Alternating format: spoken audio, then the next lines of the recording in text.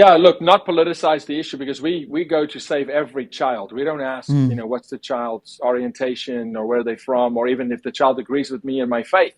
It doesn't mm, matter. But we also have to become intellectually honest in America again. We can't deny truth, absolute truth. And the truth is that the current administration is doing practically nothing, almost nothing. I mean, actually retroactively being destructive to some of the policies and pillars that were built over the last 10 years. Uh, so this current administration has set a precedent, which then remember, when a federal administration sets a precedent, it trickles down into state government. mm. And Right. we're seeing now the rollback of some safeguards that we fought for a decade for to be put in place in states like California that have now been destroyed, such as California canceling the sex offender registry. So you don't What? know when you buy, yeah, it's canceled. Gavin Newsom canceled the sex offender registry of California. So when you take a stance at a White House level, so goes the leadership, so goes the nation. And so you're giving liberty to some of these radical factions, maybe in state government, local government, independent school districts, to be radicalized. And it actually is very destructive for the fight against child sexual exploitation.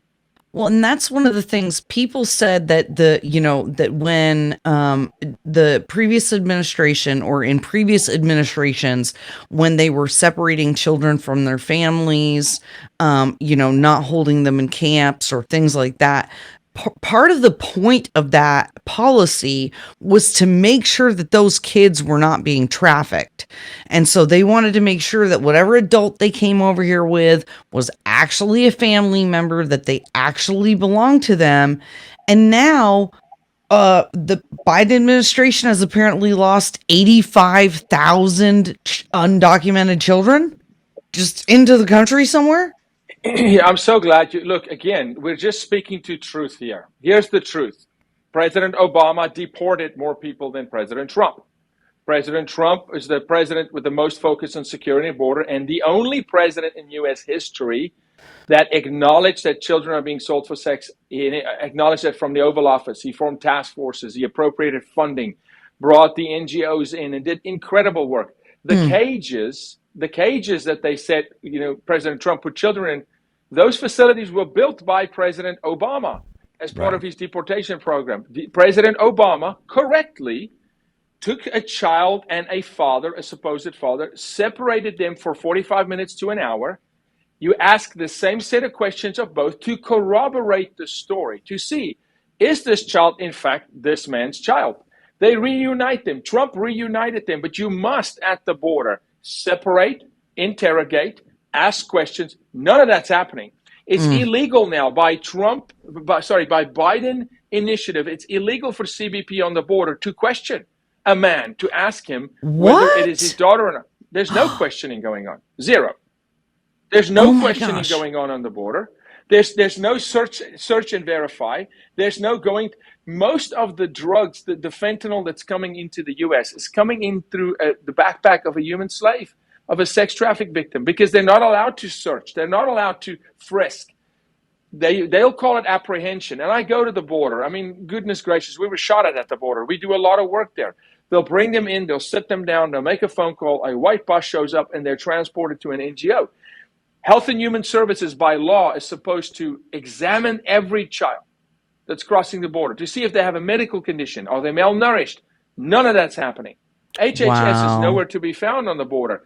You don't know Right. what disease is coming in. Has the child been raped in transit through the Darien Gap? Because most of them have been Hmm. sexually exploited. 60% of women and children are sexually Wow. exploited prior to arriving to the border. None of that is happening. So to compare the two administrations from a perspective of, are we protecting human dignity and human life, and are we preventing bad characters from sexually exploiting women and children? The previous administration, absolutely. The current administration, absolutely not.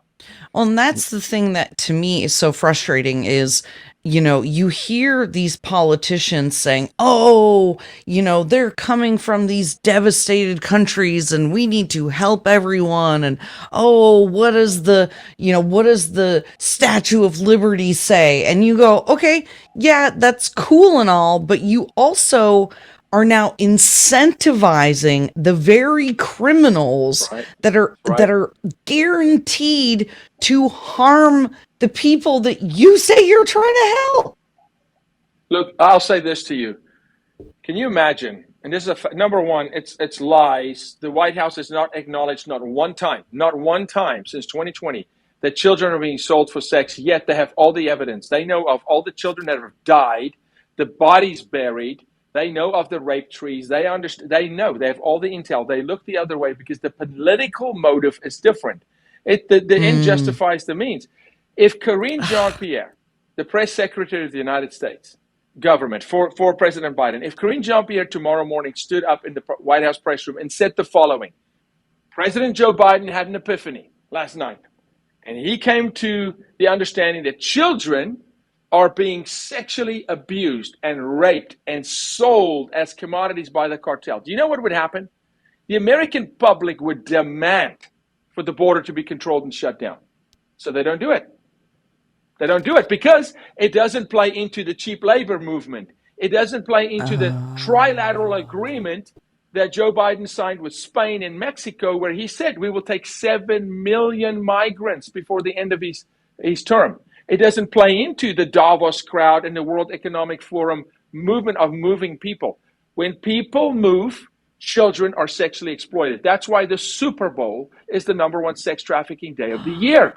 Right, because they bring in the prostitutes and their children. Right. So you're moving millions of people from 180 countries around the world into our country, and you're going to want the American people to believe that nobody is sexually exploited? Come on. They know if they were to acknowledge it, the general public would demand action. I grew up in New Jersey, and we have an expression within the community that a fish rots from the head down, right? And that's really what you're talking about.